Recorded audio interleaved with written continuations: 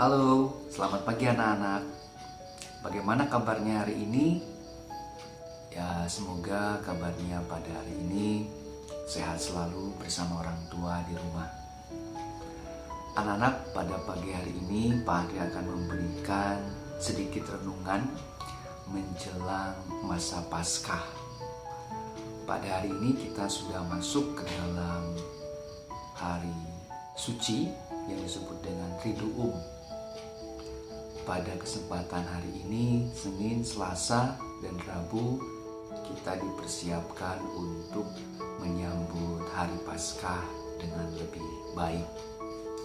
Nah, mengingat tentang Jumat Agung atau pada hari Jumat ketika Yesus menderita sengsara di salib, kita sering merayakannya dalam ibadat jalan salib pada hari Jumat.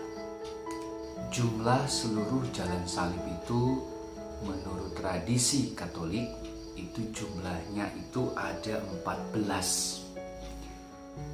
Nah, dari ke-14 perhentian jalan salib ini seringkali disebutkan nama tokoh-tokoh yang membantu Yesus.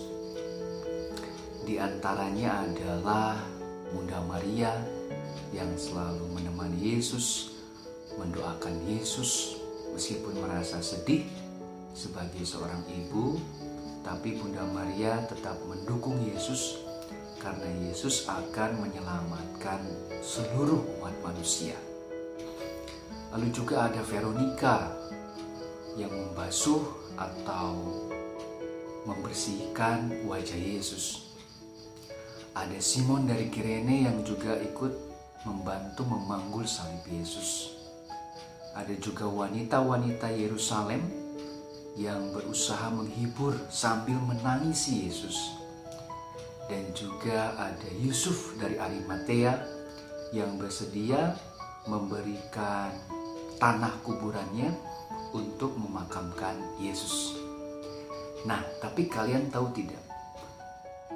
Di dalam 14 perhentian jalan salib ada seorang prajurit Romawi yang tidak disebutkan namanya. Dia adalah yang menusuk lambung Yesus. Pak Andri akan bacakan ayatnya dulu. Dari Injil Yohanes bab 19 ayat 32 sampai 34. Maka datanglah prajurit-prajurit lalu mematahkan kaki orang yang pertama dan kaki orang yang lain yang disalibkan bersama-sama dengan Yesus. Tetapi ketika mereka sampai kepada Yesus dan melihat bahwa ia telah mati, mereka tidak mematahkan kakinya. Tetapi seorang dari antara prajurit itu menikam lambungnya dengan tombak. Dan segera mengalir keluar darah dan air. Nah, dari Injil Yohanes ini kita bisa melihat bahwa ada 3 orang yang disalib. Penjahat yang pertama, penjahat yang kedua, dan Yesus yang ketiga.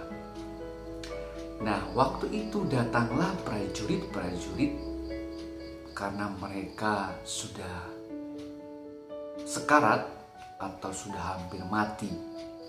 Dan biasanya kalau orang disalib dan hampir mati, lututnya itu dipatahkan atau dihancurkan, diremukkan. Tapi Yesus ternyata sudah wafat terlebih dahulu. Nah, pada waktu itu salah satu prajurit untuk memastikan bahwa Yesus itu sudah wafat, dia menikam atau menusuk lambung Yesus. Siapakah dia? Ya. Ini mungkin yang seringkali kita tidak tahu namanya. Nah, menurut tradisi gereja dalam ajaran para rasul diketahui bahwa prajurit yang menikam lambung Yesus itu bernama Longinus. Ya. Longinus ini adalah seorang perwira atau bisa dikatakan sebagai kepala prajurit. Dia adalah perwira kepercayaan dari Pontius Pilatus. Nama aslinya itu adalah Gaius Cassius Longinus. Dia adalah orang kepercayaan Pilatus untuk melaporkan semuanya yang terjadi pada saat peristiwa Jalan Salib. Longinus diketahui bahwa matanya itu juling. Juling itu artinya melihatnya tidak jelas. Jadi kalau kita melihat orang matanya juling itu, kita tahu dia sedang melihat apa. Kadangkala melihatnya kepada kita, tetapi matanya tidak jelas, dia melihatnya ke arah yang lain. Jadi ada sebuah gangguan mata. Nah, Longinus inilah yang menikam lambung Yesus. Dan pada saat Longinus itu menikam lambung Yesus, keluarlah darah dan air. Darah itu menyembur dari lambung Yesus tepat mengenai badannya. Dan darahnya juga mengenai matanya. Seketika itu juga Longinus yang matanya kena penyakit juling tiba-tiba sembuh. Lalu ketika dia merasa sembuh, karena dia naik kuda, dia langsung turun dari atas kuda dengan badan gemetar. Dia sujud di depan Yesus yang tersalib. Dan dia mengatakan bahwa sungguh dia ini orang benar. Dan pada saat itu dia menyesal telah menusuk lambung Yesus. Dan pada saat itulah terjadi gempa bumi sehingga bait Allah terbelah menjadi dua. Nah, anak-anak, Longinus adalah seorang prajurit yang harus melakukan pekerjaan dari Pontius Pilatus. Dia tidak tahu Yesus itu orang baik atau orang jahat.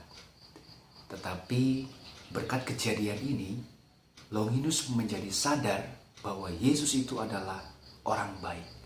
Dan tidak hanya orang baik, bahwa Yesus itu adalah Tuhan. Sehingga matanya yang dijuling, terkena darah Yesus, langsung sembuh. Dan setelah kejadian ini, Longinus keluar dari pasukan tentara Romawi dan dia dibaptis setelah hari raya Pentakosta. Sehingga Longinus berusaha untuk menjadi murid Yesus. Dan kejadian ini yang membuat Longinus bersaksi kepada semua orang bahwa yang disalibkan itu bukan hanya manusia, tetapi adalah Tuhan. Tuhan Yesus. Nah, anak-anak, seringkali kita juga tidak tahu siapa sebetulnya Yesus. Dari kesaksian Longinus kita yakin bahwa Yesus itu adalah benar-benar Tuhan. Nah, anak-anak, kalau kita betul-betul merenungkan kisah ini, Longinus yang berdosa kemudian bertobat. Nah, marilah kita anak-anak di rumah juga, kita sering melakukan dosa terhadap mama, papa, dan keluarga.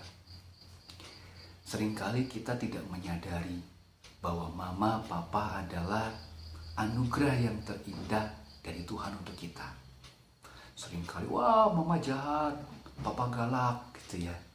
Padahal kita belum menyadari. Nah, semoga dalam masa prapaskah ini apapun kesalahan mami, apapun kesalahan papi, coba kita renungkan deh. Ternyata kasih sayang mereka itu lebih besar untuk kita. Nah, pada masa Paskah ini kita semakin dekat dengan keluarga. Sayangi papi, sayangi mami, kita bertobat untuk lebih baik, menjadi anak yang baik, belajar yang baik, dan berprestasi yang baik.